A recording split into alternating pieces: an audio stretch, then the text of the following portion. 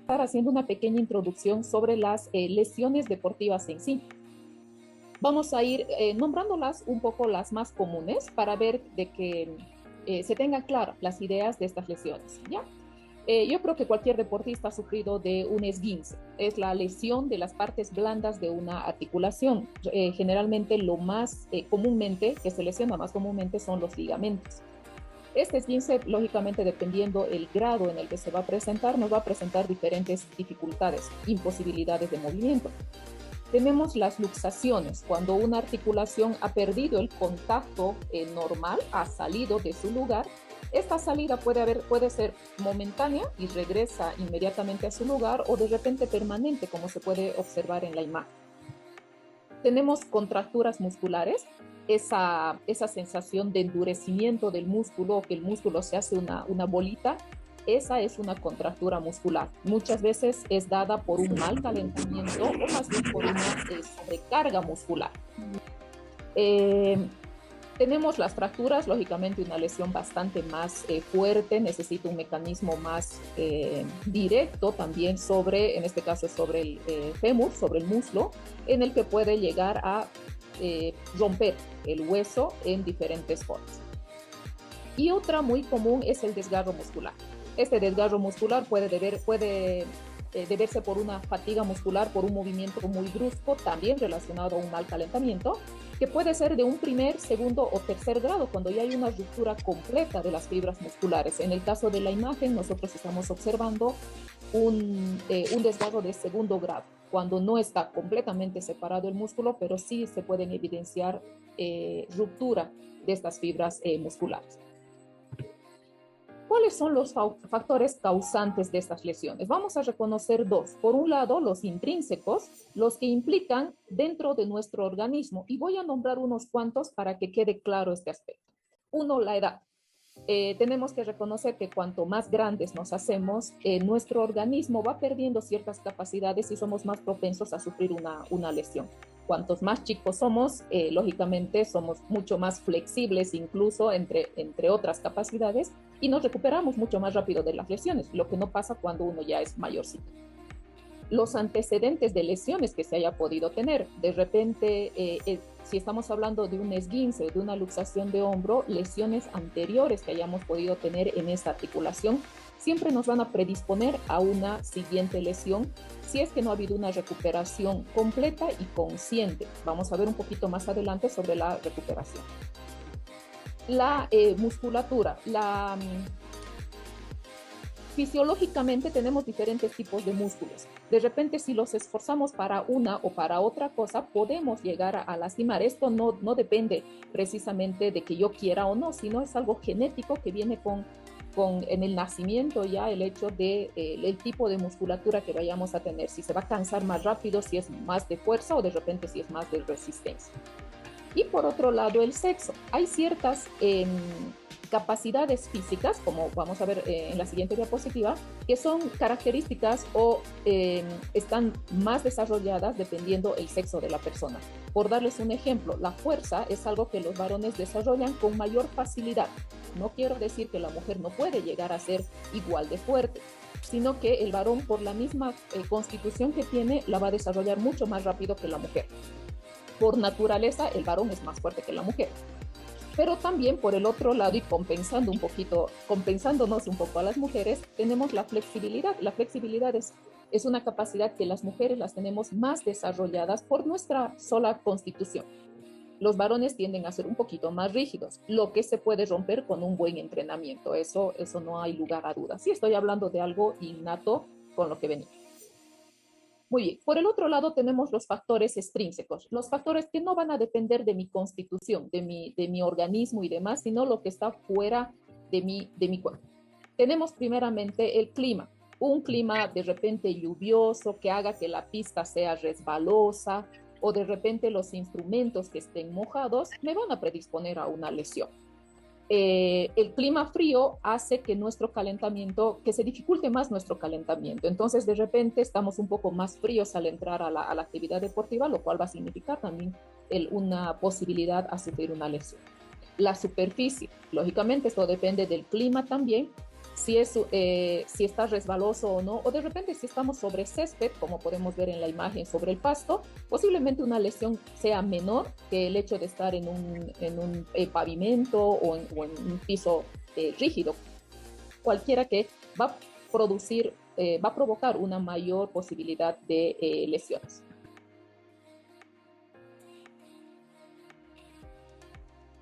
No son precisamente lo mismo.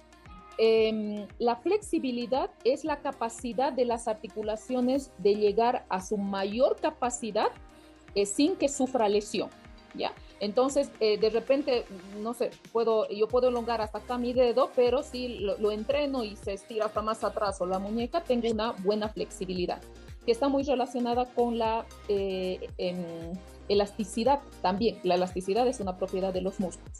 La movilidad es algo, podemos decir algo más simple, porque los músculos van a tener movimiento de fibras, las articulaciones tienen movimiento, tenemos movimiento sanguíneo, del oxígeno y demás. Es un término bastante genérico, pero la flexibilidad hace referencia a la amplitud que pueda tener una articulación.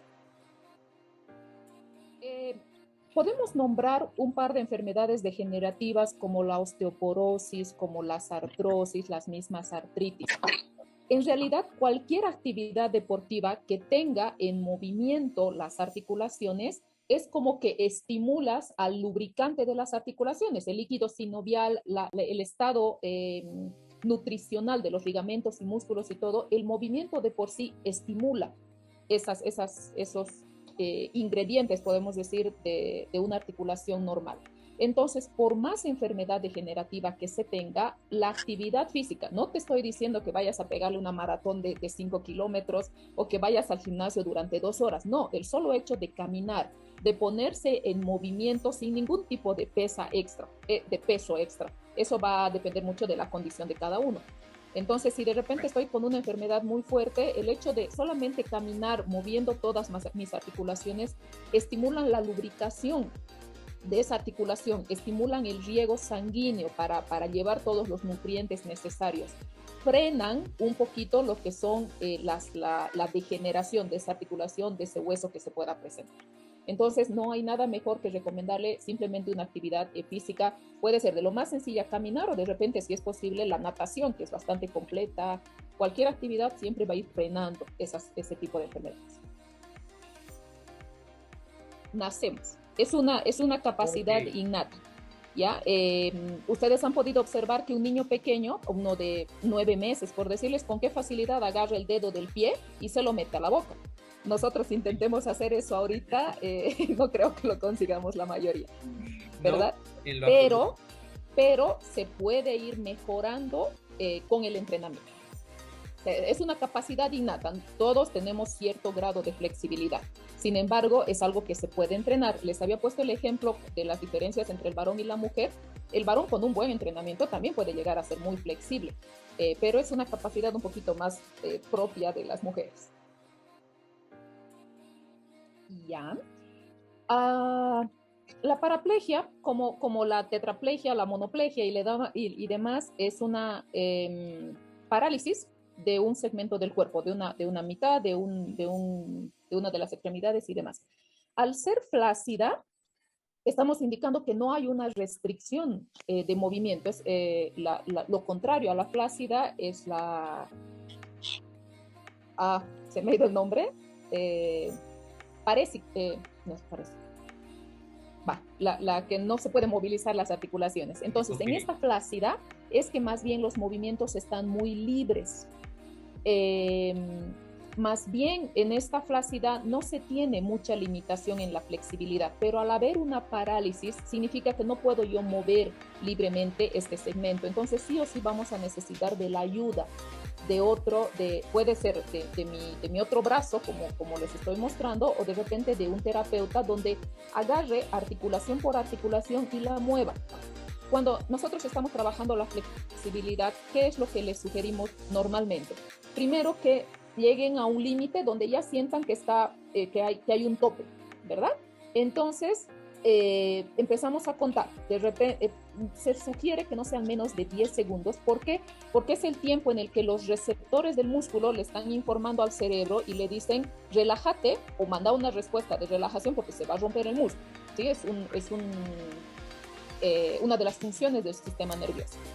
Entonces, mantenemos la posición donde ya he encontrado un tope a 10, 15 segundos y forzamos un poquito más. A la siguiente, con mucho cuidado, relajamos. A la siguiente, vamos a notar que ya hemos aumentado 1 o 2 grados más. Y volvemos. Otra vez contamos 10 a 15 segundos y forzamos un poquito más. Así vamos ganando arcos de movimiento sin producir lesión. Yo no estoy muy de acuerdo con la regla que se maneja generalmente en los gimnasios, donde dice, si no hay dolor, no hay mejoría. Porque en la elongación no es precisamente dolor. Vas a sentir una molestia porque lógicamente estás estirando al músculo, pero no es dolor el que vas a provocar, porque el dolor nos va a significar que estamos lesionando algo, y ahorita lo que menos queremos es lesionar, estamos previniendo más bien. Entonces eso va a depender mucho del tiempo en el que nosotros mantengamos, como les digo, este proceso fisiológico de la información al cerebro y la respuesta que tiene que regresar al músculo nuevamente. Se me iba lo de la flácida, lo contrario es la espástica, donde más bien las articulaciones están duras, que ahí es un trabajo mucho más difícil, porque tenemos que trabajar relajando toda la estructura primero para poder trabajar recién la flexibilidad. Es un poco complicado darle una indicación en cuestión de tiempo, porque depende mucho de la condición física en la que se encuentra el deportista.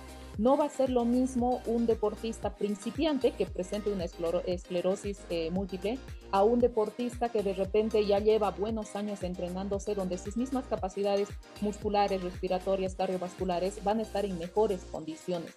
Entonces, lo que yo podría sugerir de una manera bastante general es ir viendo ciertas señales de alerta. De repente la frecuencia respiratoria o los pulsos, la pulsación cardíaca, si se nos eleva demasiado, tenemos que reducir un poquito. Me parece buena medida el hecho de considerar 1 hora. Hay que considerar que las personas con esclerosis múltiples tienen una condición dolorosa constantemente y en varias articulaciones. Entonces, se podría quizás combinar con hidroterapia. La verdad es que la hidroterapia para las esclerosis son bastante favorables porque ayudan en la analgesia de manera general. Entonces se me ocurre que luego de un entrenamiento fuerte de 1 hora, 1 hora y media, pueda irse a la piscina a relajar toda esa estructura que ha estado trabajando. Pero de todas formas ir controlando, les decía, la frecuencia cardíaca, respiratoria, que nos pueden dar una señal de alarma para no llegar al estado que usted dice, tener que llevar al hospital de emergencia. Sin embargo, hay varios aspectos que se habría que analizar con eso. Se puede hacer algo paralelamente, como también quizás disminuirle un poquito la carga. Si está viendo que está muy adolorido, puede ser un trabajo más aeróbico, que no sea con mucha carga encima. Disminuirle un poco, no quitarle completamente, porque también eso ocasiona un desorden en el sistema, en el organismo mismo de una persona. Si una persona está acostumbrada a trabajar con mucho peso y de repente le quitamos este peso, es como que hay un reseteo ahí que puede ocasionar lesiones también generales, o variadas, mejor dicho. Bueno, generalmente, la creatina es un suplemento, como ella lo dice, y yo recomendamos, donde hay estudios, el consumo de la creatina a partir de los 18 años. Ahora, el consumo de proteína igual se hace el cálculo según el kilogramo de peso de cada persona, y hay que consumirlo por cierto tiempo para ver luego la acción de este suplemento. En comparación a la proteína lo puede consumir hasta un niño, entonces, pero la creatina es a partir de los 18 años. Alimentación variada es donde tú incluyes los 3 tipos de nutrientes que tenemos, que son los carbohidratos, proteínas y grasas. Esto es como se dividen los alimentos, entonces es lo que tú tienes que incorporar a tu dieta. Extra eso también está los líquidos día, que debes incorporar. En una persona normal podemos hacer una dieta base que puede manejarlo por 21 días o un mes, y dependiendo de esto vemos si hay carencias nutricionales o no, entonces hacemos una dieta de mantenimiento. En el caso de que tú estés bajando de peso, generalmente el cambio de dieta se hace cada 14 días hasta llegar al objetivo, la meta. Entonces, igualmente luego hacemos un plan de alimentación de mantenimiento para no sufrir carencias. Ahora, si haces un deporte específico como el fisicoculturismo u otros deportes, generalmente los cambios los hacemos cada semana, a veces cada 2 semanas. Eso dependiendo, ¿no?, del objetivo que tenga cada uno.